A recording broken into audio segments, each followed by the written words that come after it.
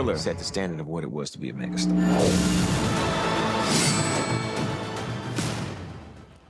Hello, and thanks for joining us for our monthly show about what's hot on the small screen, from a celebration of Michael Jackson's Thriller album to a South African Christmas rom-com.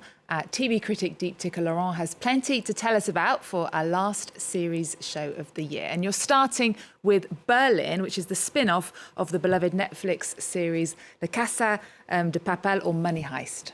Yeah, that's right. For those who don't know the show, Berlin was El Profesor's right hand in La Casa de Papel, or Money Heist. He's getting his own spin-off called Berlin, and this looks at his golden years before he got sick, before he got stuck in the Madrid mint with a bunch of hostages. In this spin-off, he's preparing to carry out a very ambitious heist jewels worth 44 million euros that he and his team of thieves will be stealing in Paris. Take a look. ¿Y qué vamos a robar? La casa de subastas más importante de todo París.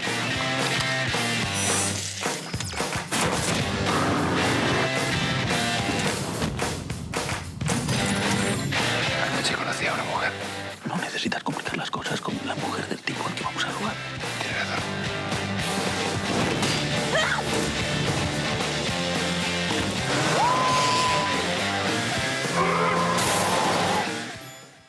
We saw a bit of Paris in the background. Yeah, we did. I was an absolutely massive fan of Money Heist. What do you make of this? Should I watch it? Yes, you should, in a nutshell. I'm not allowed to give a lot away, but you'll find the sort of same vibe as La Casa de Papel, you know, slick crew of thieves, fast-paced dialogue, fast-paced camera work too, a very elaborately thought-out heist plan, all the romantic melodrama behind the scenes.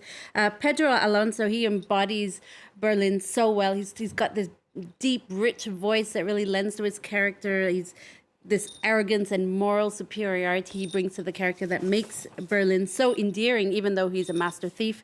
The show was shot, despite its name, in Madrid and Paris, not Berlin. And there are some lovely nods to Parisian monuments and streets. It's been a good year, actually, for France as a shooting location, Eve.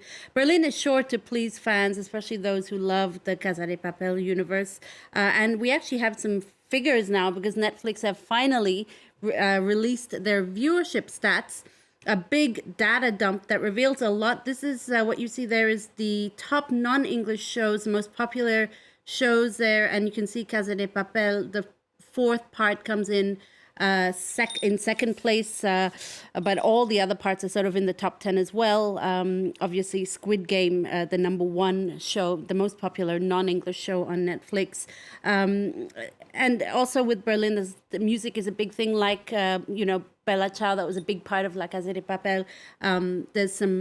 It's a big part of this spin-off too. 2 covers actually sung by Pedro Alonso himself. Okay, well, lots to catch up on that list as well. Speaking of music, Paramount Plus has released a documentary that looks at Michael Jackson's artistic legacy. 40 years, can't believe it's 40 years after his Thriller album changed music forever. Yeah, that's right. It's a nostalgic look at a groundbreaking album that was Thriller, that established Michael Jackson as the king of pop. So this documentary is from a journalist, filmmaker, and author Nelson George, who actually wrote a book on how Thriller was made as well. The documentary takes us through the process that went into producing Thriller, the song, but also Thriller, the album, and of course, the iconic Thriller video clip. Eve. Okay, well, let's take a look at Thriller 40 on Paramount Plus. As a matter of fact, I asked what Mama Say, Mama Sa, Mama Kusa meant. Or it don't mean nothing, just sing it. He had the ambition to become the biggest star in the world, and he did it. You could feel the excitement in the room, knowing that we were doing something special. There was a sense of culture. It felt like he's rocking with us. We can dance to his music. He saw value in street culture, popping, locking. No one had ever put those elements together. Nobody's seen the moonwalk coming. He just laid a bomb on that room. The moonwalk. It really is a celebration of his work, not going into all those personal details that we've heard so much about in recent years. Yeah, that's right. It really sidesteps any kind of personal things about Michael. This is just about Michael, the artist, and his music. It's fascinating because it really does drum home how his music changed the social and political landscape in the 1980s. And that's not an exaggeration. He managed to get onto his music played on MTV in the 80s at a time when they subtly had this unspoken policy of not playing black artists' music. There are some candid celebrity interviews too. You saw there Usher, Mary J. Blige, Mark Ronson. So you really get an idea of even John Landis, who directed that Thriller clip. So you get a wide array of people who you see how Michael's music touched so many different genres. My personal favorite part was seeing the moonwalk being performed for the first time, because you get this they show you the original the clip of how that came about, and it's quite extraordinary. He performed it during a Motown 25th anniversary televised concert in 1983, and nobody knew he was going to perform it. He just sort of came up and did it for the first time. So it felt like everyone was witnessing that at the same time. And also looks into things like his shrewd decision-making, duetting with, Paul McCartney, choosing Eddie Van Halen to play the riff in Beat It. So a whole host of things. For fans, it's a thrilling look at how monumental Thriller was. If you can't separate the man or the artist from the music, well, then this is most likely not a documentary for you.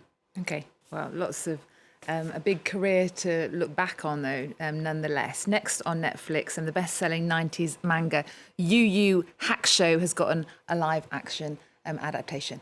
Yeah, it's extremely popular, despite maybe not being the one you might think of when you think of Japanese manga. You might think of, One Piece or Dragon Ball. But Yoshihiro Togashi's Yu Hakusho came out in 1990. It's considered one of the forefathers of manga, inspiring future works like Naruto. It's also one of the best-selling to date, 78 million copies in circulation worldwide. The story blends high school drama with the supernatural. Yusuke Urameshi is a young delinquent who's hit and killed by a car after he tries to save a young child. He's then chosen by the spirit world to come back to the human world and fight against demon incursions, Eve. Wow, that definitely sounds like one for my son. Perhaps not for me. It shot to #1 on Netflix's global top 10 list in just the first week. Let's take a look.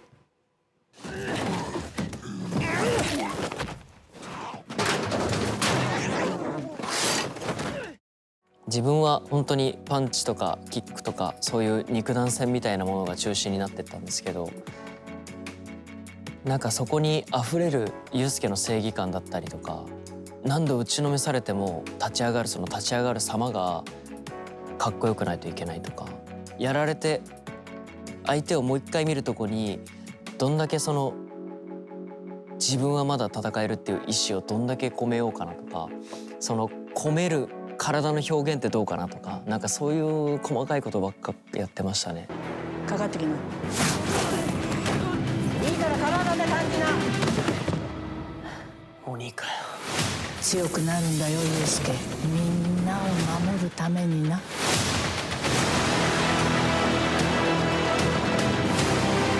綺麗だな、クラマ。霊界の使いか。罠に誘い込まれたような嫌な感じがする。今回は平気で街燃やすような連中なんだろ。